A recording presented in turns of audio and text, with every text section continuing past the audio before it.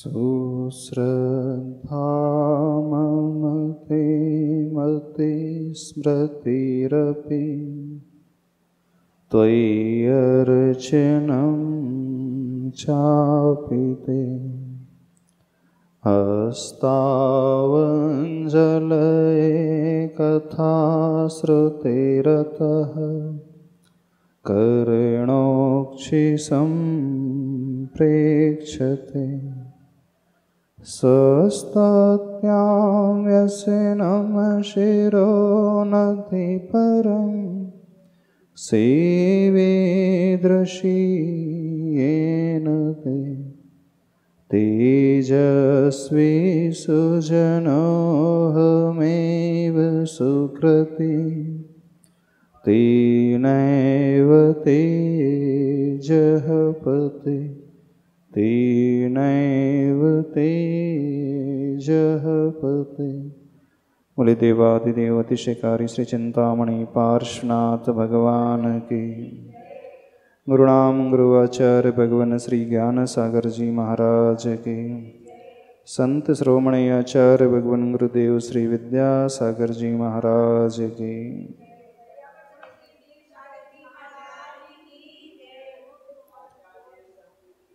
स्मुक माटी महाकाव्य में तृतीय खंड की यात्रा चल रही है। प्रसंग उन मेघमुक्ता की बारिश का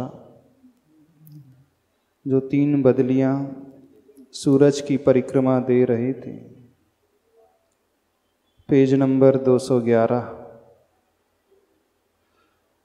आसमान से बरसने वाले वे मोती उस कुंभकार के परिसर में उस कुंभकार की भावनाओं का फल और धरती के वैभव को लौटाने का परिणाम। जब यह समाचार चारों तरफ फैल गया, कुंभकार के परिसर में मोतियों की बारिश हुई है, तो राजा के मुख में पानी आ जाता है और वह अपनी मंडली को प्रेषित करता है उन मोतियों को एकत्रित करने के लिए। उसी समय आकाशवाणी हुई थी। गगन में गुरु गंभीर गर्जना, अनर्थ अनर्थ अनर्थ, पाप पाप पाप, क्या कर रहे आप, परिश्रम करो, पसीना बहाओ। Page number 212। बाहुबल मिला है तुम्हें, करो पुरुषार्थ सही, पुरुष की पहचान करो सही, परिश्रम के बिना तुम नवनीत का गोला निगलो भले ही, कभी पचेगा नहीं वह, प्रत्युत जीवन को खतरा है। किसी और की धन संपदा को राजा चाह रहा था, एकत्रित करने के लिए आदेश दिया था। वास्तव में अधिकार तो उस कुंभकार का था जहां उन मोतियों की बरसात हुई थी। लेकिन जब राजा की मंडली उन मोतियों को एकत्रित करने लगी थी, तो ऐसी आकाशवाणी अनर्थ की, पाप की, मानो वे राजा और उस मंडली को कुछ शिक्षा ही दे रही है। कौन सी आकाशवाणी हुई थी? परिश्रम करो, पसीना बहाओ, बाहुबल मिला है तुम्हें, करो पुरुषार्थ सही, पुरुष की पहचान करो सही, परिश्रम के बिना तुम नवनीत का गोला निगलो भले ही, कभी पचेगा नहीं वह, प्रत्युत जीवन को खतरा है। अर्थात बिना पुरुषार्थ, बिना मेहनत के जो व्यक्ति कुछ चाहता है, वह क्या माना जाता है समाज में? दूसरे की संपत्ति को हड़पने वाला, प्रमादी, आलसी, कायर, स्वयं अपने पुरुषार्थ पर जिसे भरोसा नहीं है, स्वयं अपने बाहुबल से जो अर्जित नहीं कर सकता है, दूसरों के द्वारा की गई मेहनत को वह पाना चाहता है, लूटना चाहता है, उनके लिए शिक्षा दी जा रही है कि जब जब यह पुरुष, यह व्यक्ति ऐसी भावना करेगा, वह पाप को करने वाला ही माना जाता है। बिना परिश्रम के यदि आदी हो जाते हैं कुछ खाने के, तो वह पचता नहीं है, प्रत्युत जीवन को खतरा हो जाता है। उदाहरण आचार्य भगवान दे रहे हैं, नवनीत का गोला यानी मक्खन का व्यक्ति भक्षण कर ले, घी आदि सेवन कर ले और तदनुरूप पुरुषार्थ न करे, मेहनत न करे, तो वह मक्खन, वह घी उसी की जान के लिए, स्वास्थ्य के लिए खतरा हो जाता है। यह तो दृष्टांत दिया गया, लेकिन जिसके लिए दृष्टांत दिया गया है, आज प्राय दुनिया यही चाहती है, बिना परिश्रम किए ही मैं सब कुछ प्राप्त कर लूं, बैठे बैठे ही सब कमा लूं, और वही व्यापार करना चाहती है। आज की जो पीढ़ी है, बिजी मनी नहीं, इजी मनी चाहती है। इजी मनी जानते हैं?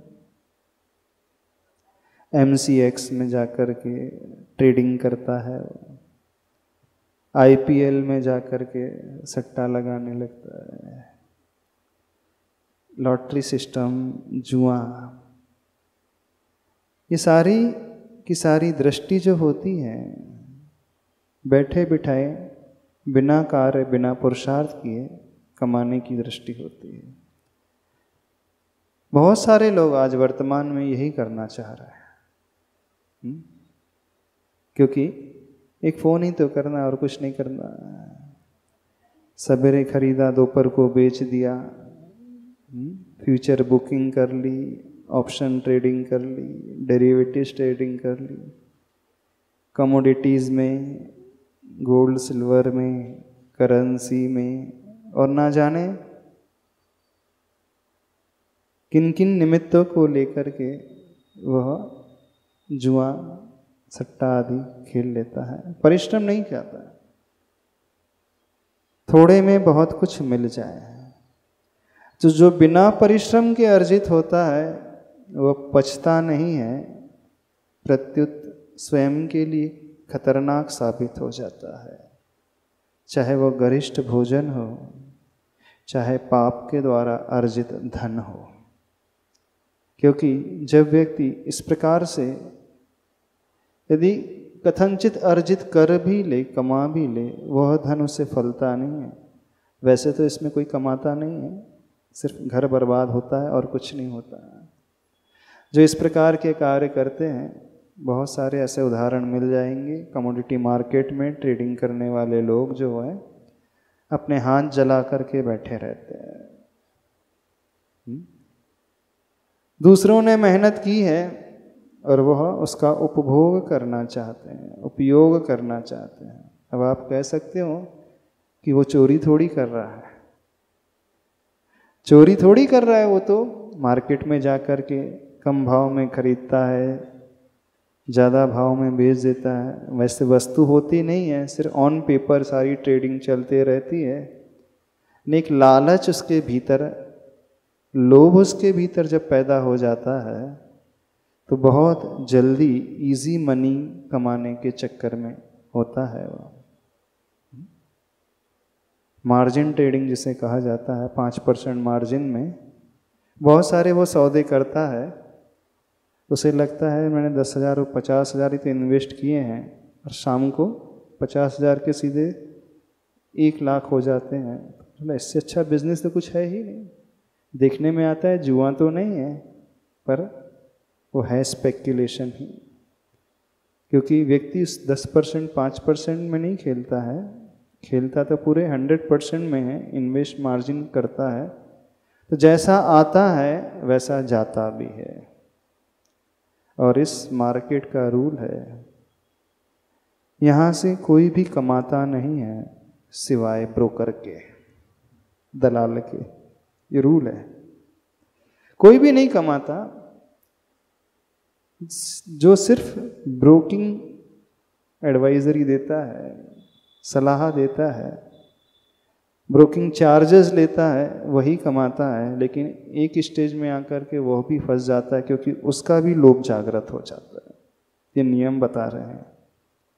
बहुत सारे लोग वर्तमान में क्या करने लगे, डब्बा बोलते हैं ना, जैसे क्या बोलते हैं, डब्बा, वायदा बाजार। हिंदी में बोलते हैं ना, वायदा बाजार।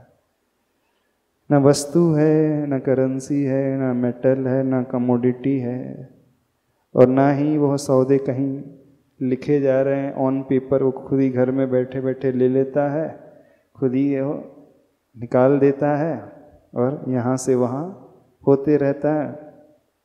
तो उसे लगता है इससे इजी कुछ है भी नहीं संसार में, बड़ा इजी है।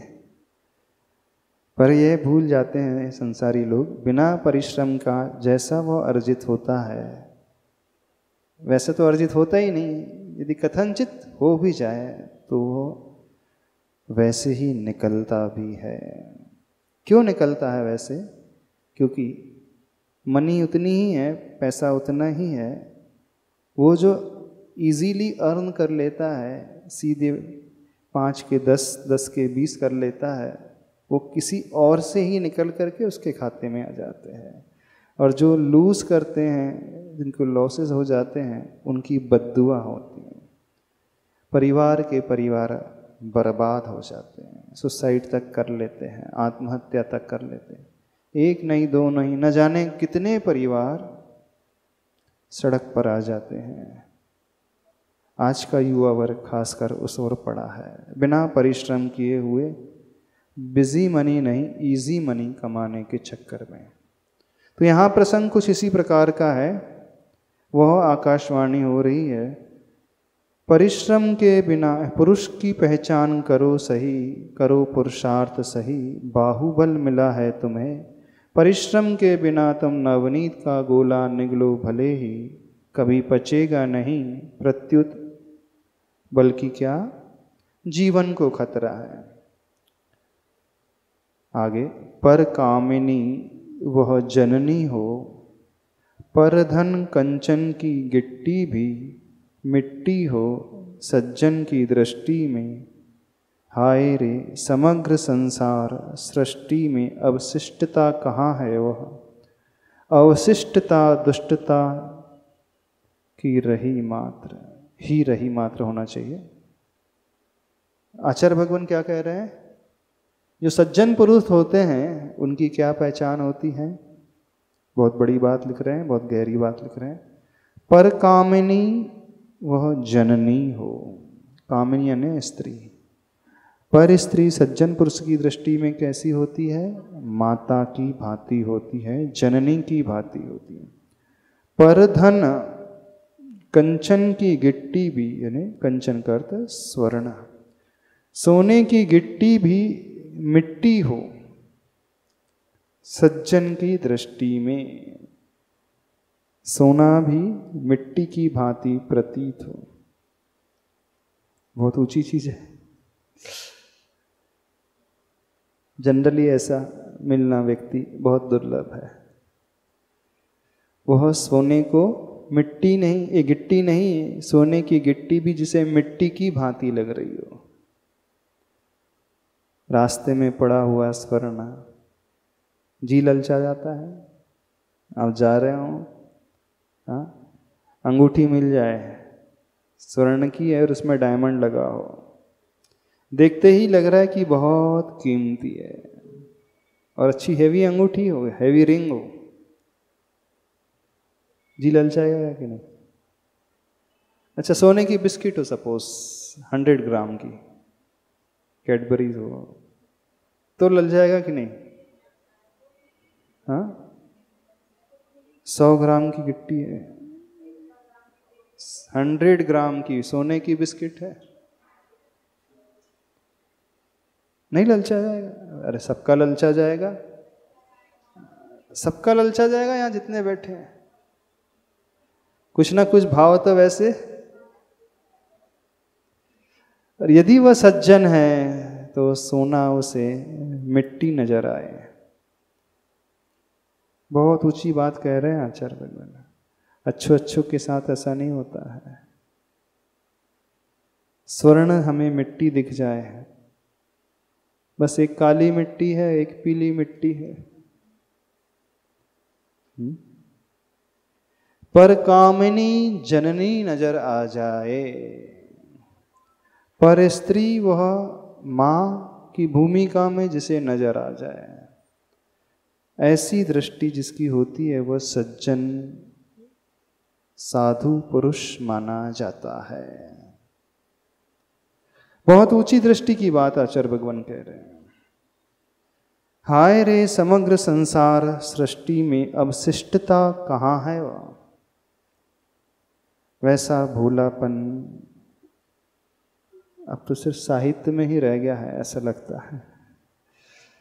ऐसा लगता है कथाओं में ही रह गया है,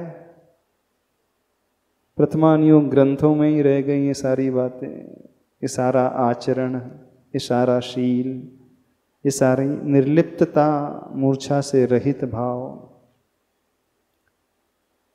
कहाँ सोना गिट्टी की बात चल रही है और व्यक्ति पर धन को हड़पने की बात कर रहा है, जो दिख भी नहीं रहा है, मिल भी नहीं रहा रास्ते में, दूसरों के पास है, कैसे मैं उसे अपना बना लूं। व्यक्ति की सोच वर्तमान में तो यही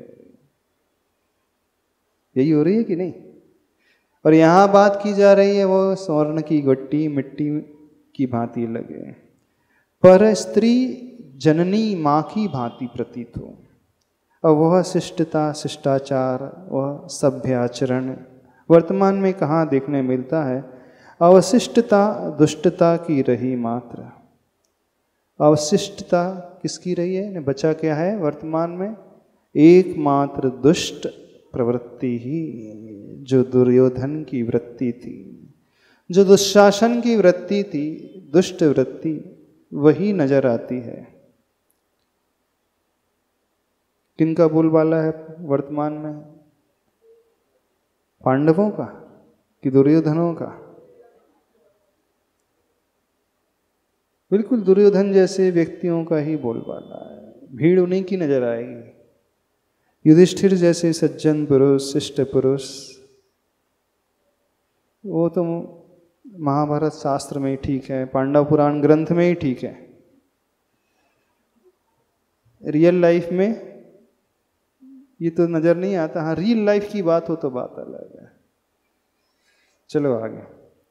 यूं कर्ण कटुक अप्रिय व्यंगात्मक वाणी सुनकर भी हाथ पसारती है मंडली, और मुक्ता को छूते ही बिच्छू के डंक की वेदना, पापड़ सिकती सी काया सबकी छटपटाने लगी, करवटे बदलने लगी, अंग अंग में तड़पन पीड़ा, एड़ी से ले चोटी तक विश्व व्याप्त हुआ हो सब में, मुग्धा मंडली मूर्छित हुई, मोही मंत्री समेत सबकी देह यष्टि नीली पड़ गई। क्या वर्णन किया जा रहा है? ऐसे कर्ण कटुक अप्रिय वचन सुनकर, ऐसी व्यंगात्मक वाणी सुनकर भी उस राजा की मंडली पर कोई असर नहीं पड़ता। जिनवाणी की वाणी सुनकर के भी आज लोगों पर कोई असर नहीं पड़ता। पड़ता है? हमें तो लगता ही नहीं पड़ता हुआ। बोले हाँ वो वाणी की गर्जना होते रहो, चलते रहे, हमें जो करना है वही करते रहे। आप लोगों को पड़ता है जनवाणी की वाणी का असर? गुरु की वाणी का असर पड़ता है? किनके ऊपर पड़ रहा? क्या पड़ता है? जब तक सुनते तब तक पड़ता है। जब तक सुनते रहते हैं तब तक तो पड़ता है, फिर यहाँ से जाते ही वो यहीं का यहीं रह जाता है। अच्छा, पूरा नहीं तो थोड़ा सा याद रहता है। याद करने के लिए तो कहा ही नहीं जा रहा है, जीवन में इम्प्लीमेंट करने के लिए, उतारने के लिए कहा जा रहा है। तो यहाँ पे कहा गया, यह वाणी सुनकर उस राजा की मंडली पर कोई असर नहीं पड़ा। कुछ भी कहा जाए, दुनिया वाले अच्छे सज्जन पुरुष कुछ भी उपदेश देते रहे, साधु महाराज गुरु महाराज समझाते रहे, जिन आगम जिन शास्त्र कुछ भी कहते रहे, हाँ होना चाहिए होना चाहिए, बिल्कुल ऐसा ही रहना चाहिए, संसार इस प्रकार का होना चाहिए, सज्जन लोग ऐसे होने चाहिए, श्रावक वर्ग ऐसा होना चाहिए। किसके लिए? दूसरों के लिए, स्वयं के लिए तो नहीं, क्योंकि आप तो श्रावक हो नहीं, उनसे ऊपर उठे हो, पुरुष नहीं हो, महापुरुष हो सब, तो आपको आवश्यकता ही नहीं है सब सुनने की। ऐसे ही तो यही हाल उन राजा की मंडली का हुआ। मुक्ता को छूते ही बिच्छू के डंग की वेदना, पापड़ सिकती सी काया सबकी। जैसे कोई कीलित कर देता हो, जब कोई व्यक्ति बहुत ज़्यादा अत्याचार करता है, पाप का समर्थन करता है, तो देवताओं का भी सिंहासन जो है डोलने सा लगता है, और वे उन पापी व्यक्तियों को कीलित कर देते हैं। ऐसे बहुत सारे प्रसंग प्रथमानियों ग्रंथ में आते हैं, चाहे वो विष्णु कुमार मुनिराज की कथा के समय श्रुतसागर मुनिराज के ऊपर उपसर करने वाले मंत्रियों की कथा, अथवा ऐसे और भी प्रसंग आते हैं। कुछ उसी प्रकार का प्रसंग यहाँ पर घटित हो रहा है। उन मुक्ता को छूते ही बिच्छू के डंक की वेदना, पूरी की पूरी काया जो है एकदम गर्म हो गई, पापड़ सिकती सी, छटपटाने लगी, करवटी बदलने लगी, अंग अंग में तड़पन पीड़ा, एड़ी से ले चोटी तक विष व्याप्त हुआ हो सब में। मुग्धा मंडली मूर्छित हुई, मोही मंत्री समेत सबकी देह यष्टि नीली पड़ गई। देह यानी शरीर, यष्टि यानी हड्डियां आदि सब नीली पड़ गए, पूरा शरीर जो है नीला पड़ गया। Page number 213। यह सब देखकर भयभीत हुआ राजा का मन भी, उसका मुख खुला नहीं, मुख पर ताला पड़ गया हो कहीं, हाथ की नाड़ी ढीली पड़ गई। राजा को अनुभूत हुआ कि किसी मंत्र शक्ति के द्वारा मुझे कीलित किया गया है। हाथ हिल नहीं सकते, थम गए हैं, पाद चल नहीं सकते, जम गए हैं।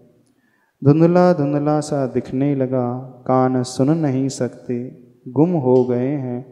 प्रतिकार का विचार मन में है, पर प्रतिकार कर नहीं सकता। किंग कर्तव्य विमूढ़ हुआ राजा, और माहौल का मंतव्य गूढ़ हो गया। विषय सरल है, समझाने की ज़्यादा आवश्यकता तो नहीं। राजा की हालत का वर्णन किया जा रहा है, क्या हो गया है उसे, बहुत भयभीत हो गया है, मुख खुला का खुला रह गया है, मुख पे ताला जैसा पड़ गया हो, हाथ की नाड़ी ढीली पड़ गई है। वो समझ गया है कोई मंत्र शक्ति मुझे कीलित कर चुकी है। हाथ हिल नहीं सकते, थम गए हैं, पांव चल नहीं सकते, जम गए हैं। आँखों से दिखना, कानों से सुनना रुक सा गया है। प्रतिकार का भाव तो है मन में, लेकिन कर नहीं सकते, क्योंकि कीलित जो है। किंग कर्तव्य विमूढ़ हुआ राजा, कुछ सूझ नहीं रहा है। किंग कर्तव्य विमूढ़ का मतलब क्या होता, क्या करना है, क्या किया जाए, क्या हो सकता है, कुछ भी समझ में नहीं आ रहा है। जहाँ दिमाग चलना बंद हो जाता है, कुछ रास्ता नज़र नहीं आता है, तो व्यक्ति एकदम गुमसुम सा हो जाता है, कुछ उसे सूझता सा ही नहीं है। ऐसे ही वहाँ का माहौल हो गया, माहौल का मंतव्य गूढ़ हो गया। जमाने का जमघट आ गया। इसी अवसर पर कुंभकार का भी आना हुआ। देखते ही इस दृश्य को एक साथ शिल्पी की आंखों में 3 रेखाएं खिंचती हैं, विस्मय, विषाद, विरति की। चारों तरफ भीड़ जम गई है और उसी अवसर पर अब शिल्पी लौट करके आता है। याद है प्रसंग क्या चल रहा है कि सब गायब हो गया। जो शिल्पी अपने परिसर से दूर चला गया था किसी आवश्यक कार्यवश, उसके परिसर में कुंभ सूख रहे थे और समुद्र ने बादलों को भेजा था, चंद्रमा को रिश्वत दे दी थी, सूर्य के ही प्रतिपक्ष में उन घड़ों को, कुंभों को नष्ट करने के लिए, धरती के वैभव को वापस लाने के लिए सारा प्रसंग हो चुका है। अब ये घटना घट चुकी है। जब चारों तरफ इस प्रकार का माहौल है, उसी समय वह शिल्पी लौट करके आता है। जैसे एक फिल्म चलती है ना, बिल्कुल ये मूक माटी महाकाव्य एक फिल्म की ही भांति चल रहा है। ये बात अलग है कि बहुत लंबी फिल्म है, टीवी सीरियल नहीं चलते, धारावाहिक चलते हैं। कुछ सीरियल्स होते हैं नेवर एंडिंग सीरियल जैसे होते, चलते ही रहते हैं, कई साल निकल जाते हैं, चलते रहते हैं ना, पर उनमें कोई सिर पैर नहीं होता है, पर इसमें सब कुछ है। हाँ, इस बात को समझना। ये टाइम पास नहीं किया जा रहा है, नहीं तो कुछ लोग सोचेंगे कि आचार्य भगवान जबरदस्ती इस विषय को बढ़ा रहे हैं, खींच रहे हैं। नहीं, यह शिक्षा देने की बात यहाँ पर चल रही है। शिक्षा को हमें ग्रहण करना है। मूक माटी तो एक निमित्त है, माटी को एक पात्र बनाया है, कुंभकार को पात्र बनाया। बहुत सारे पात्र हैं, वे पात्र काल्पनिक जैसे लग सकते हैं, वो बदलियाँ पात्र है, सूर्य है, समुद्र है, रत्न है, कुंभ है, सारे के सारे पात्र हैं। लेकिन ये पात्र पूरे जीवंत है, रिलेटेड है हम सबसे, संसारी प्राणियों से ही आपस में संबंध जिनका है, बिल्कुल उन्हीं की भांति ये पूरा घटनाक्रम चल रहा है। और अपने आप को उन पात्रों की श्रेणी में रख कर के देख लेना, आप कहाँ फिट बैठ रहे हो। अच्छे सज्जनों की श्रेणी में फिट बैठ रहे हो कि दुर्जनों की श्रेणी में फिट बैठ रहे हो। कैसी अंदर की लिप्सा है, कैसी अंदर की लालसा है, कितनी मूर्छा है, कितनी पाप वृत्ति भीतर छिपी हुई है, कि बहुत सहज वृत्ति छिपी हुई है। थोड़ा सा टटोल करके सभी लोग देख लेना, नहीं तो आपको लगेगा ये तो मूक माटी की कथा चल रही है, इससे हमें क्या। इस भाव से पढ़ोगे तो मूक माटी महाकाव्य से कुछ नहीं मिलेगा, लेकिन उन पात्रों को हटा करके स्वयं को स्थापित करके सुनोगे और पढ़ोगे तो बहुत कुछ पाओगे। तो उद्देश्य यही रखना, वो माटी आदि, शिल्पी आदि, कुंभ आदि वे और कोई नहीं, संसार में रहने वाले भिन्न भिन्न प्राणियों की दशाएं हैं। उनकी मनोस्थिति का वर्णन, उनकी शारीरिक स्थिति का वर्णन, भाव प्रणाली का वर्णन आचार्य भगवान इन पात्रों को लेकर के बहुत सुंदर तरीके से इस महाकाव्य में रच रहे हैं, लिख रहे हैं। क्योंकि बहुत सारे ऐसे महाकाव्य हुए हैं, जैसे वो मेघदूत महाकाव्य, उसमें भी कालिदास की करती है ना, मेघों को उसने दूत बना करके भेजा था। बस उसने मेघों का चुनाव किया, आचार्य भगवान ने माटी का चुनाव किया। और वह पूरा का पूरा प्रसंग सांसारिक विषयों वाला प्रसंग है, लेकिन यहाँ पर इस मूक माटी महाकाव्य का प्रसंग जो है आध्यात्मिक प्रसंग है। इस अपेक्षा से उन महाकाव्य और इस महाकाव्य में जमीन आसमान का अंतर है।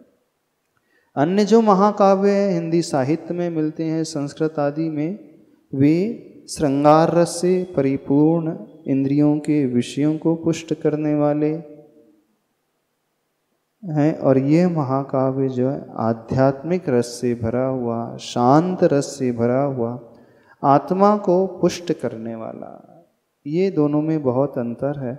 अन्य महाकाव्य को पढ़ कर के व्यक्ति संसार के विषयों की ओर आकृष्ट होता है, उसका मन उधर उधर भटकने लगता है। इस महाकाव्य को पढ़ कर के मन संसार से विरक्त हो जाता है, उदासीन हो जाता है और आत्मा से आकृष्ट होने लगता है। अंतर समझ में आ रहा है?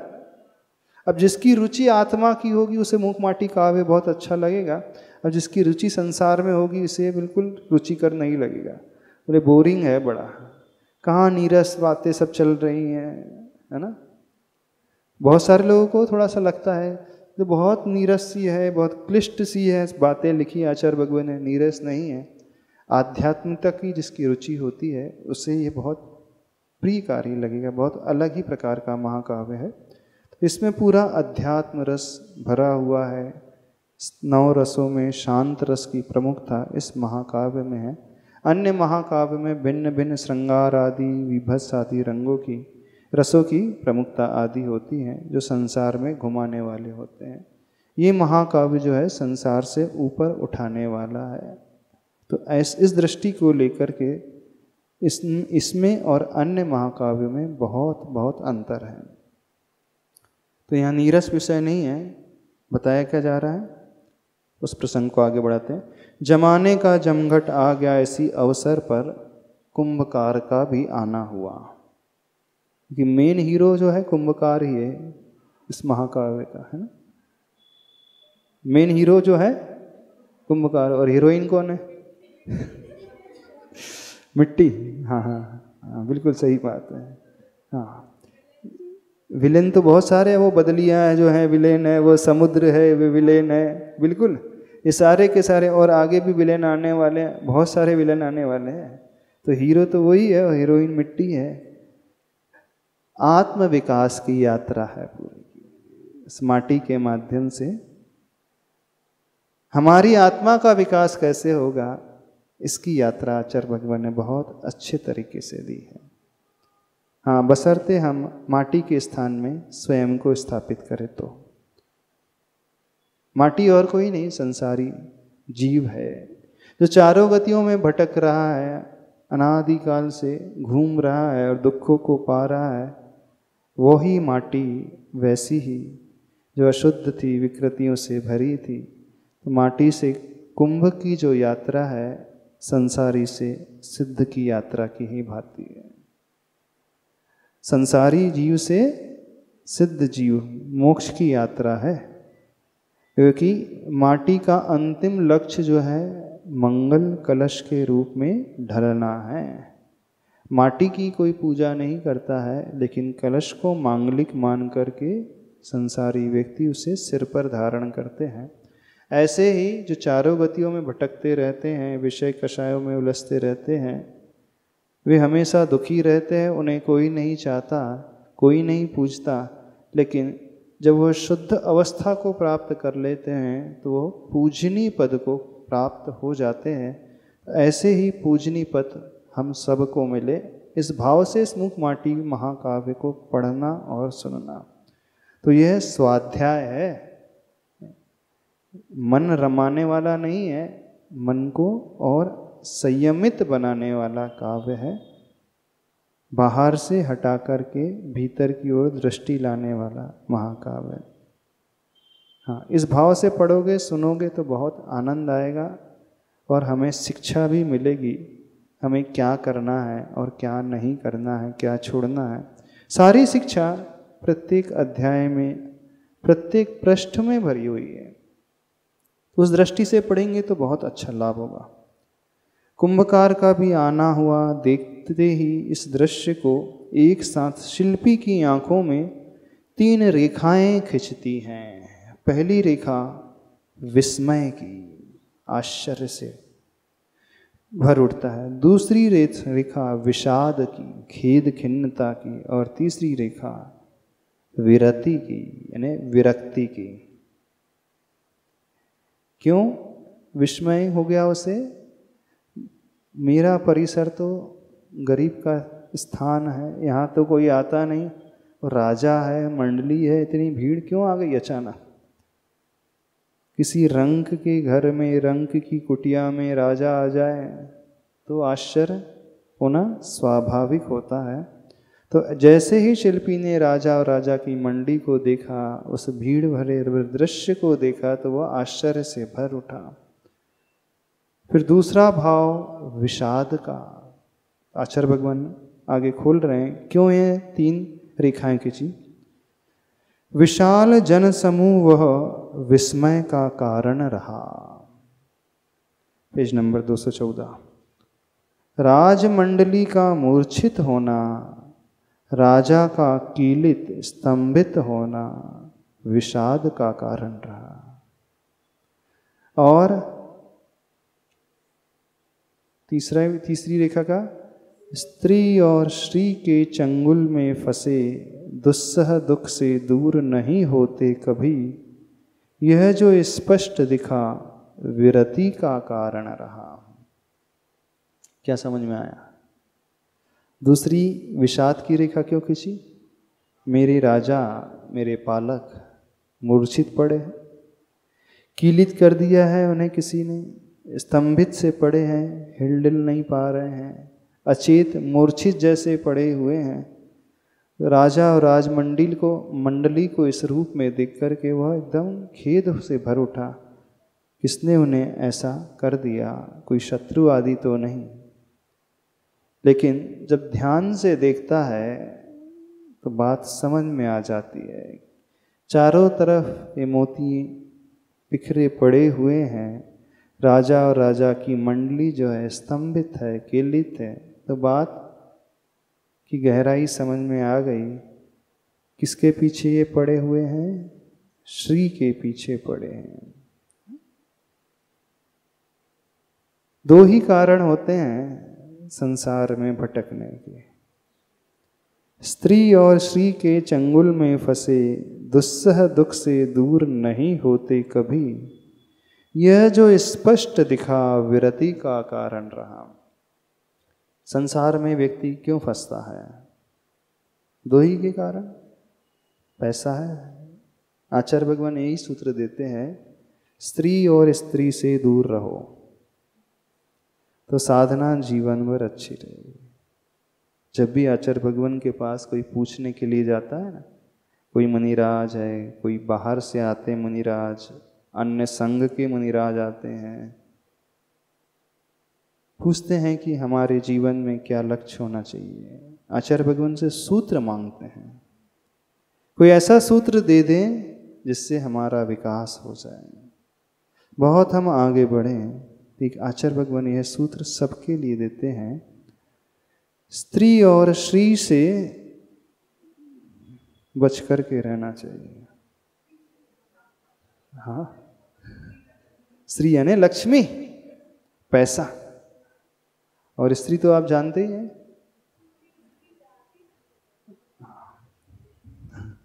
क्या पूछ रहे हैं? 440 वोल्ट। हाँ, आवाज नहीं है। क्या पूछा आपने? महाराज जी, आप बोल रहे हैं स्त्री से दूर रहना, तो पूरी स्त्री जाति से दूर रहना, उसमें तो कोई माँ भी हो सकती है, कोई बहन भी हो सकती है। आचार्य भगवान ने क्या लिखा है? स्त्री से दूर रहना, माँ से दूर रहना तो कहा ही नहीं आचार्य भगवान। यही पूछ रही थी। हाँ, जो माँ होती है उसका भाव अलग होता है, माँ का भाव वात्सल्य का। अभी पहले प्रसंग आया था ना पूरा, माँ की भूमिका जो होती है वात्सल्य की भूमिका, बेटी की भूमिका सम्मान की, वो अपने बड़ों को सम्मान की दृष्टि से, पुत्री की।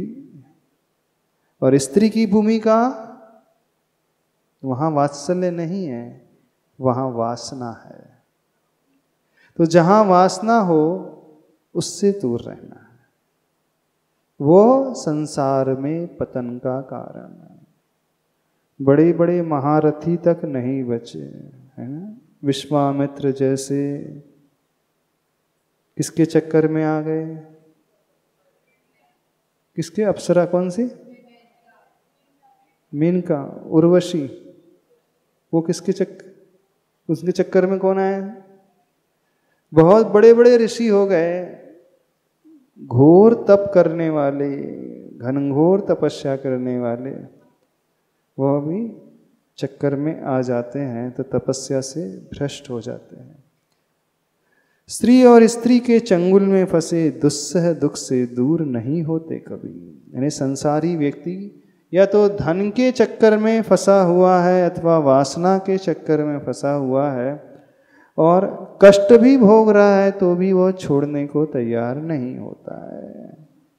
कमा नहीं पा रहा है, बहुत कष्ट है, शारीरिक कष्ट है, तनाव है, फिर भी 24 घंटा वह उसी के 99 के फेर में लगा ही रहता है।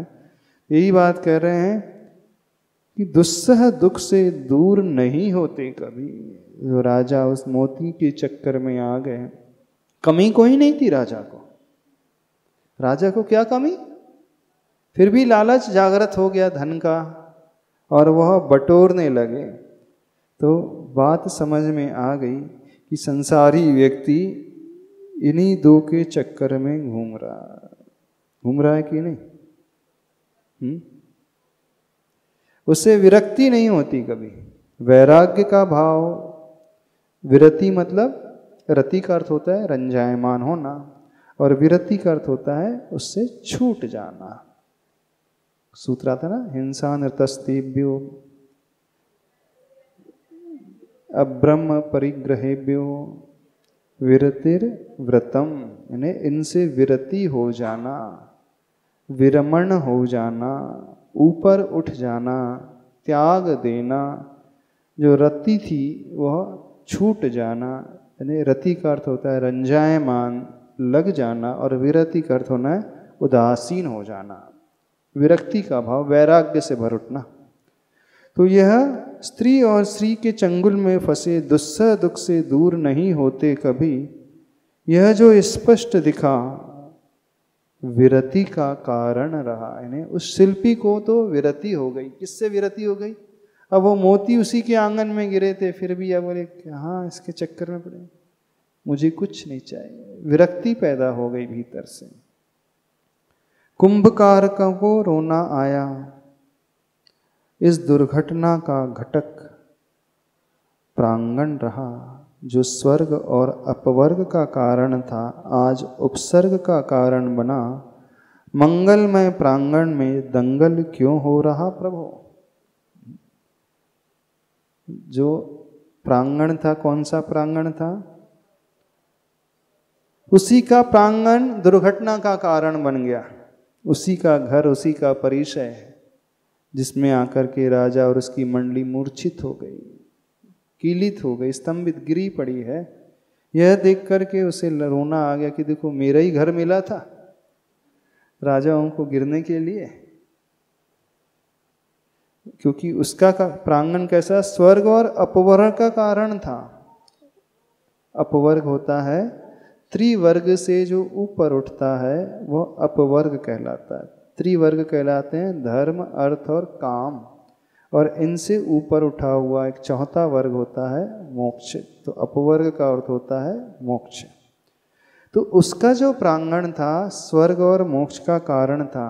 क्यों कारण था? यानी ऐसे स्थान में बैठ कर के ऋषि मुनि ध्यान आदि करते हैं, जो वीरान रहता है, जहाँ कोई चकाचौंध नहीं रहती है, ऐसे एकांत स्थान में जहाँ कोई आना जाना पसंद नहीं करता है, ऐसे स्थान में बैठ कर के जो आत्मा की रुचि रखने वाले साधक होते हैं वहाँ ध्यान आदि लगाते हैं, कायोत्सर्ग आदि करते हैं, तप आदि करते हैं, योग धारण आदि करते हैं। उसके माध्यम से वो स्वर्ग आदि अथवा अपवर्ग यानी मोक्ष को प्राप्त कर लेते हैं। तो स्वर्ग और अपवर्ग का कारण था, लेकिन आज जो है उपसर्ग का कारण बन गया। उन राजाओं पर और मंडली पर उपसर्ग हो गया। मंगलमय प्रांगण में दंगल क्यों हो रहा प्रभु? इस मांगलिक प्रांगण में दंगल यानी वो लड़ाई क्यों हो रही है? लगता है कि अपने पुण्य का परिपाक ही इस कार्य में निमित्त बना है। यूं स्वपर संवेदन हेतु प्रभु से निवेदन करता है कि जीवन का मुंडन न हो, सुख शांति का मंडन हो, इनकी मूर्छा दूर हो, बाहरी भी भीतरी भी इनमें ऊर्जा का पूर हो। कुछ पलों के लिए माहौल स्पंदनहीन होता है, वह बोल वंदन लीन होता है। क्या समझ में आया? नहीं है समझ में? अरे बड़ा सरल तो लिखा है, इतना सरल भी नहीं समझ में आया? लगता है कि अपने पुण्य का परिपाक ही इस कार्य में निमित्त बना है। जो रत्नों की वृष्टि हुई थी, मोतियों की वृष्टि, उस शिल्पी के पुण्य का फल था, उसके पुण्य का परिपाक यानी उदय था। उसी के कारण वहाँ पर मोतियों की वर्षा हुई थी। तो बोले मेरे ही पुण्य का परिपाक इस कार्य में निमित्त बना। यदि रत्नों और मोतियों की वृष्टि नहीं होती तो न राजा आता, न मंडली आती, न उनके भीतर किसी प्रकार का दुर्भाव पैदा होता। अब देखना, वह राजा की नियत को दोष नहीं दे रहा है। किसे दोष दे रहा है बताओ? अपने पुण्य को दोष दे रहा है राजा का। वैसे देखा जाए तो गलती किसकी? राजा की। लोभ उसके भीतर जागा, लेकिन शिल्पी स्वयं को दोष दे रहा है। यदि मेरा पुण्य इतना नहीं होता तो राजा ऐसा कार्य करता ही नहीं। पाप का बंद कर गया मेरे कारण, मेरे पुण्य के कारण। कितनी विशाल दृष्टि है। जैसे सीता के मन में भाव जागृत हुआ, यदि मैं इतनी सुंदर नहीं होती तो रावण का भाव खराब ही नहीं होता। तो सीता ने रावण को दोष नहीं दिया, किसे दोष दिया? अपने रूप को दोष दिया। यह दृष्टि कहलाती है उपादान प्रधान दृष्टि। हम निमित्त पर न टूटे, निमित्त को दोष न दे, अपने कर्मों को दोष दे। आप किसे दोष देते हैं? दूसरों को दोष देते हैं। सब उसने किया है, सब सामने वाला कर रहा है, हम तो दूध के धुले हैं, हमने तो कुछ किया ही नहीं। देखने में भी यही आ रहा है कि कर तो सामने वाला रहा है, फिर भी क्या इतना साहस है कि प्रतीति में यही आ रहा है कि गलती भी उसी की है, लेकिन हम उससे दोष ना दे करके अपने कर्मों को दोष दे दे, जैसे सीता अथवा जैसे शिल्पी। है इतना साहस? नहीं है ना किसी में साहस। कोई चोरी कर ले आपके घर में, अरे हमने धन क्यों एकत्रित करके रखा था, उसका क्या दोष बेचारे का? धन एक साथ मिलेगा तो चोरी के तो भाव हो ही जाएंगे, उसकी थोड़ी गलती, हमारी ही गलती। कभी ऐसा भाव आता है? हाँ, आता है ऐसा भाव?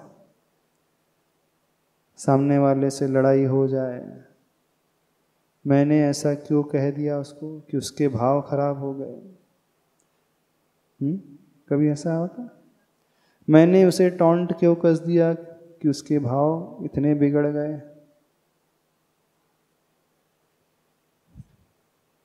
अथवा मैं इतना बड़ा क्यों बन गया कि वो इतनी हीनता की भावना से भर उठा। ऐसे कमी उसी की है, वो हीन हो रहा है, दीन हो रहा है, लेकिन कहीं ना कहीं हम निमित्त तो बन रहे हैं कि नहीं। ऐसी दृष्टि जिसकी हो जाए, बहुत विशाल दृष्टि होती है। किसी को दोष नहीं, किसी निमित्त को दोष नहीं, किसी व्यक्ति को दोष नहीं, सिर्फ अपने कर्मों को दोष। चाहे अच्छा हो चाहे बुरा हो, दोनों में। अच्छे में नहीं, अच्छे में तो हमने किया, बुरे में उसने किया, है ना। जब भी क्रेडिट की बात आती है तो हम, और जब कोई असफलता हो जाती है तो पर। हमने मेहनत की, इस कारण टॉप में आए, हाँ, और फेल हो जाते हैं तो उस समय मेरा सिर दर्द दे रहा था, इस कारण फेल हुए। उस समय गाड़ी खराब हो गई थी, पेपर अच्छे से नहीं लिख पाए।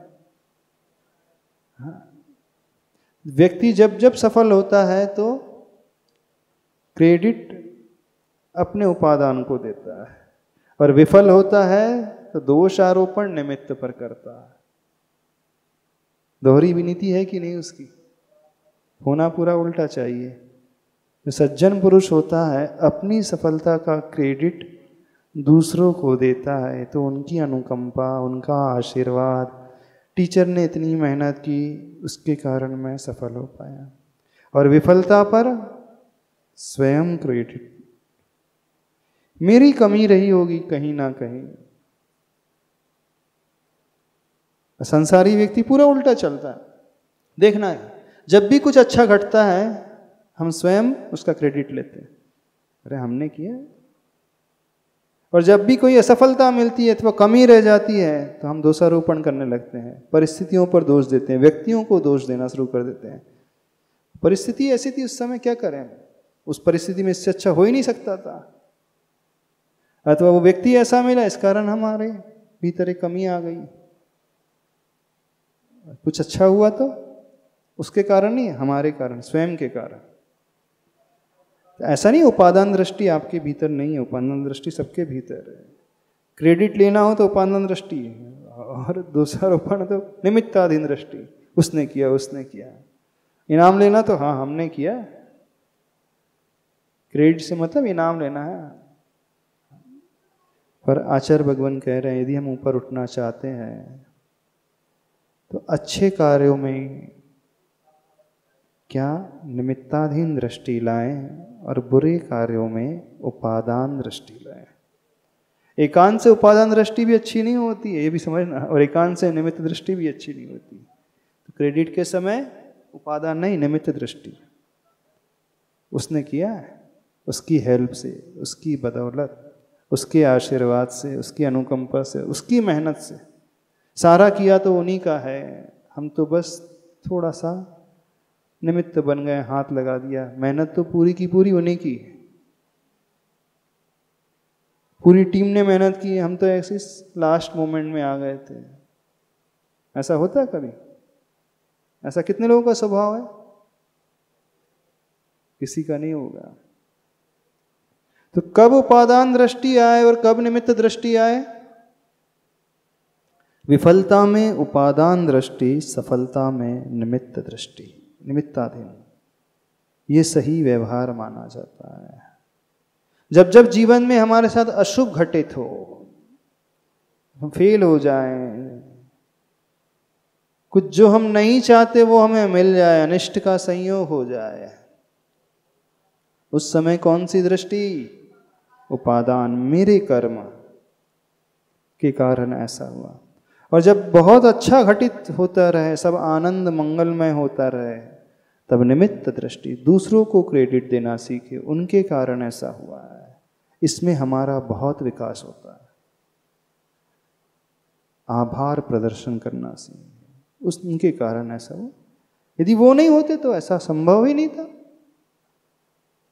इससे व्यक्ति बहुत आगे बढ़ता है। ऐसी दृष्टि, दो दृष्टि अपनाना सीखो। पर होता पूरा उल्टा है संसार में, सब जगह वो स्वयं लेना चाहता है, हमने किया है। अब बुराई में उनने सब उनने किया है, थोड़ी सी कमी में सामने बने। यहाँ पर वो शिल्पी की विशालता देखना, अपने पुण्य का परिपाक ही इस कार्य में निमित्त बना, उसे ऐसा लगता है। यूं स्वपर संवेदन हो हेतु प्रभु से निवेदन करता है कि स्वयं को संवेदन देने और पर को संवेदना जागृत हो जाए। क्या निवेदन करता है? जीवन का मुंडन न हो, सुख शांति का मंडन हो। मुंडन मतलब समाप्ति। जैसे बाल मुंडा लेते हैं ना, सिर मुंडा लेते हैं, साफ कर देते ना, तो बोले मुंडन हो गया उसका। क्या बोलते हैं? मुंडन हो जाता है तो सिर साफ हो जाता है, यानी सिर में जो था वो छूट जाता है, समाप्त हो जाता है। तो मुंडन मतलब जीवन समाप्त ना हो,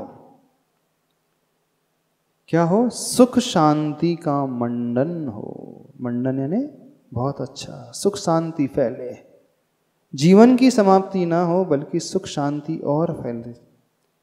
इनकी मूर्छा दूर हो, बाहरी भी भीतरी भी। बाहर जो मूर्छित से पड़े हैं, बेहोश से पड़े, वो बाहरी मूर्छा भी दूर हो जाए, और जो भीतरी मूर्छा, परिग्रह, आसक्ति ही परिग्रह कहलाती है। मूर्छा परिग्रह सूत्र आता है ना, मूर्छा का भाव ही परिग्रह है, आसक्ति का भाव ही, गृद्धता का भाव ही, चाह का भाव ही परिग्रह कहलाता है। तो बाहर की भी मूर्छा दूर हो और भीतर की भी मूर्छा दूर हो।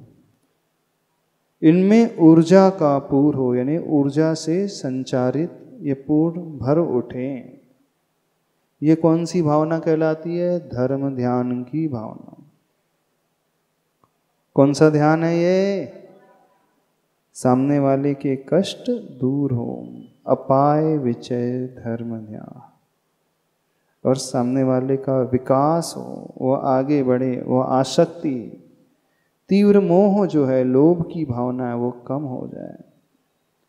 कुछ पलों के लिए माहौल स्पंदनहीन होता है, वह बोल बंधन लीन होता है। कुछ पल के लिए वह माहौल एकदम शांत निस्तब्ध हो जाता है और वह वंदना करते हुए कुछ बोलता है। शिल्पी क्या बोल रहा है देखना, पेज नंबर 215।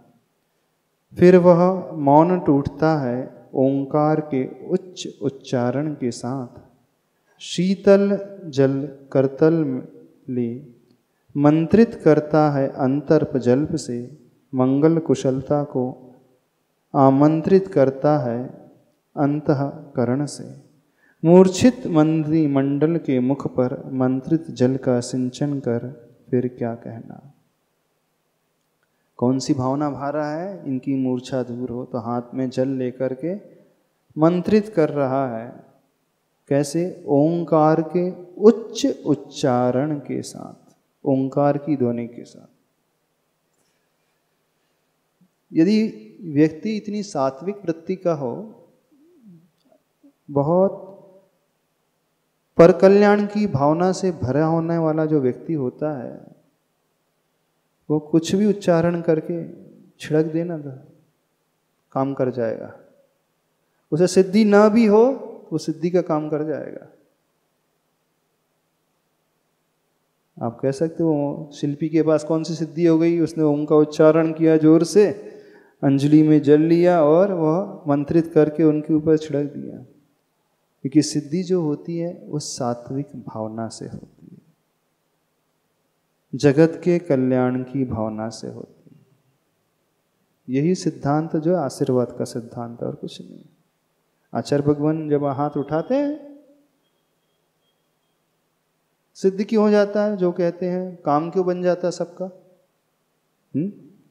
कोई मंत्र नहीं फेर रहे, वो कोई टोटका नहीं कर रहे हैं, सिर्फ हाथ उठाया उन्होंने और कई लोगों के बहुत सारे बिगड़े हुए काम बन जाते हैं। कोई भी कार्य क्यों ना हो, सफलता बहुत जल्दी मिल जाती है। क्यों होता है ऐसा? उनके एक हाथ उठाने से क्या हो जाता है? ऐसा था वैसा उठा दिया, उन्होंने बोल दिया हाँ ऐसे करते, उससे क्या हो जाता? कभी सोचा आपने? मान लिया अच्छा मैंने ऐसे उठा दिया, क्या मिल गया? क्यों कार्य सफल हो जाता है? इसलिए सफल हो जाता है कि उनकी भावना ऐसी होती है। जो ऐसी साधना करता है, ऐसी भावना को लेकर के, इतनी निर्मल जिसकी साधना होती है, उत्कृष्ट साधना, जगत कल्याण की, पर कल्याण की भावना से जो भरा हुआ होता है, फिर वो जो भी कह दे हो जाएगा। वो हाथ भी उठा दे व्यक्ति, वो साधक, कार्य हो जाता है। क्योंकि हमेशा उनकी भावना अपाय विचय धर्म ध्यान की, स्वार्थ से ऊपर उठी हुई जिसकी भावना होती है, परार्थ की भावना जिसकी होती है, पर कल्याण की भावना होती है, निस्वार्थ वृत्ति से जो भावना भाता है, वो जो कह दे, हाथ उठा दे आचार्य भगवान, बहुत जल्दी लाभ सबको मिल जाता है। तो ऐसे व्यक्ति बहुत जल्दी सिद्धि प्राप्त कर लेते, ये कहा जा रहा है। तो वह शिल्पी भी बिल्कुल उस साधु की भांति ही, उन मंगल भावनाओं की भांति भरा हुआ रहता है। तो वह ओंकार के उच्च उच्चारण के साथ शीतल जल करतल में ले, करतल ने अपनी अंजलि में ले, मंत्रित करता है अंतर जल्प से, यानी अंदर ही अंदर कुछ कहता है, मंगल कुशलता को आमंत्रित करता है अंतःकल्प से। किसको आमंत्रित कर रहा है? कुशल क्षेम मंगल हो जाए, सबका भला हो जाए, ये राजमंडली का भला हो जाए, तो आमंत्रण देता है। मूर्छित मंत्री मंडल के मुख पर मंत्रित जल का सिंचन कर फिर क्या कहना। क्या हुआ उसका परिणाम? पल में पलकों में हलचली हुई, मुंदी आंखें खुलती हैं, जिस भांति प्रभाकर के कर परस पाकर अधरों पर मंद मुस्कान से सरोवर में सरोजनी खिलती है। क्या उपमा दे रहे हैं? पल में ही पलकों में हलचल होने लगी। जो राजा मूर्छित पड़े थे, मंत्रिमंडल मूर्छित था, जिनके ना हाथ काम कर रहे थे, पैर ना आँखें, कुछ भी कार्य काम नहीं कर रहे थे, अचानक उनकी पलकों में हलचल होने लगी, मुंदी आँखें खुल जाती हैं, जिस भांति। कैसे?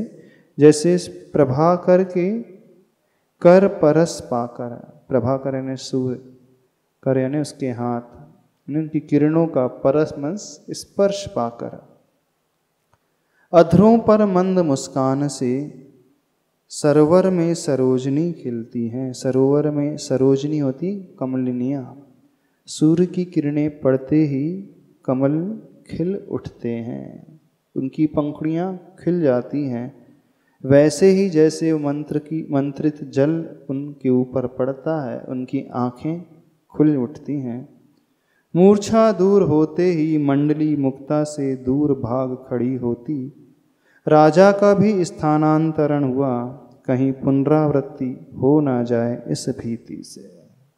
जैसी मूर्छा दूर होती है, सारी मंत्रिमंडली दूर भाग करके खड़ी हो जाती है, राजा भी थोड़ा सा उस स्थान को छोड़ करके खड़ा हो जाता है। बोले ये स्थान जरा खराब सा लग रहा है, फिर से मैं मूर्छित ना हो जाऊं, इस स्थान को छोड़ दो जल्दी से। फिर उत्कंठा नहीं कंठ में, अवरुद्ध भरा सा कंठ है, दबी दबी कपती वाणी में, सजल लोचन लिए कर मुकुलित किए, विनयावत कुंभकार कहता है, अपराध क्षम्य हो स्वामी। क्या हुआ? कंठ में उत्कंठा नहीं है, कंठ अवरुद्ध हो गया है, दबी दबी कपती वाणी से, सजल लोचन यानी आँखों में जल है, अश्रु जल है, कर मुकुलित हैं, जुड़े हुए हैं। विनयावत कुंभकार कहता है, विनय से भरा हुआ, विनय से अवनत झुका हुआ कुंभकार क्या कहता है? अपराध क्षम्य हो स्वामिन, मेरा अपराध क्षमा के योग्य हो। वैसे उसने कोई अपराध नहीं किया है, फिर भी क्षमा वही मांग रहा है। ज्यादा अति तो नहीं हो रही? समय आपका हो गया है, इतना ही रखते हैं। पूरा कर लें? अच्छा हाँ, ये पूरा हो जाएगा, कविता पूरी हो जाएगी। आप प्रजा, पेज नंबर 216, आप प्रजापति हैं दया निधान, हम प्रजा हैं दया पात्र। आप पालक हैं हम बालक, यह आपकी ही निधि है, हमें आपकी ही सन्निधि है एक शरण। मेरी अनुपस्थिति के कारण आप लोगों को कष्ट हुआ, अब पुनरावृत्ति नहीं होगी स्वामिन, आप अभय रहें। यूं कहता कहता मुक्ता की राशियों को बोरियों में स्वयं अपने हाथों से भरता है। बिना किसी भीति से इस दृश्य को देखकर मंडली समेत राजमुख से तुरंत निकलती है ध्वनि, सत्य धर्म की जय हो, सत्य धर्म की जय हो। क्या विषय सरल है? दृश्य को देखकर क्या संबोधन करता है? आप प्रजापति हैं, राजन हैं, दया निधान हैं, हम प्रजा हैं, दया के पात्र हैं, आप पालक हैं, हम बालक हैं। यह आपकी ही निधि है, ये मोती सब आप ही की निधि है, हमें आपकी ही सन्निधि है, ने आपकी ही निकटता चाहिए। क्या? एक शरण, एकमात्र आपकी ही शरण। मेरी अनुपस्थिति के कारण ये प्रसंग उपस्थित हो गया है, आप लोगों को कष्ट हुआ, अब पुनरावृत्ति नहीं होगी स्वामिन, आप अभय निर्भय रहें, कोई टेंशन की बात नहीं। यूं कहता कहता मुक्ता की राशियों को, मोतियों की राशियों को बोरियों में स्वयं अपने हाथों से भरता है बिना किसी भीति से। इस दृश्य को देखकर समस्त राजमंडली कह उठती है, सत्य धर्म की जय हो, सत्य धर्म की जय हो। इतना ही रखते हैं, समय हो गया।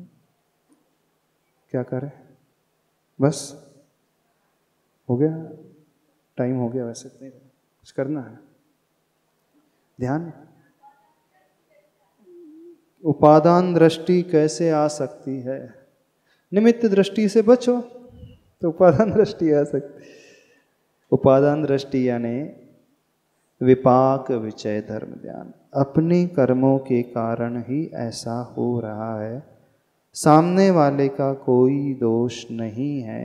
यदि जीवन में कुछ प्रतिकूल घटता है, अशुभ घटता है, वो हमसे दुर्व्यवहार कर रहा है, लगता है कि वो दुर्व्यवहार कर रहा है, लेकिन सामने वाला तो एक निमित्त है, मूल कारण तो मेरा ही कर्म है। यदि मेरा कर्म ऐसा नहीं होता तो उसके भाव ही नहीं बिगड़ते। वो मुझसे बहुत अच्छे से पेश आता, जैसे वो अन्य लोगों से अच्छे से पेश आता है। मुझसे ही देख करके वो क्यों घृणा करता है, मुझे ही देख करके घृणा करता है, मुझे लाइक नहीं कर रहा है। कहीं ना कहीं पूर्व का ऐसा संस्कार मेरा रहा है, मैंने भी इसके साथ ऐसा दुर्व्यवहार किया था पूर्व भाव में, आज वह मेरे साथ ऐसा कर रहा है। ये सत्य है, बल्कि यही सत्य है, कभी ना कभी हमने उसके साथ वैसा अवश्य किया होगा, तभी वो ऐसा करता है। यह सोच लाएंगे तो अपने आप क्षमा का भाव आ जाएगा, अपने आप समता आते चले जाएंगे। ये कहलाती है उपादान दृष्टि। उपादान दृष्टि यानी विपाक विचय धर्म ध्यान। दूसरों को दोष ना दें। कठिन है, मानते हैं कठिन है ऐसी दृष्टि आना, क्योंकि प्रत्यक्ष दिख रहा है वही गलती कर रहा है। आज का प्रत्यक्ष दिख रहा है, पूर्व भाव में जो हमने किया है वो तो दिखता ही नहीं ना। जैसे वो कैदी जेल में जाने के बाद सुधर गया, कोई नया व्यक्ति दिखता है तो कहता है कितना भला मानस है, अभी भला हुआ है, पहले तो बहुत क्रूर था, उसे वह नहीं दिख रहा है, उसे वह ज्ञात नहीं था, वर्तमान ही दिख रहा है, तो वर्तमान को ही सब कुछ मान करके चला जाता है। ये हमारी भी कमी है। जिसे कर्म सिद्धांत पर विश्वास होगा वह व्यक्ति उपादान दृष्टि को बहुत आसानी से ला सकता है। और फैक्ट यही है, बिना कर्म के कभी कुछ नहीं होता है।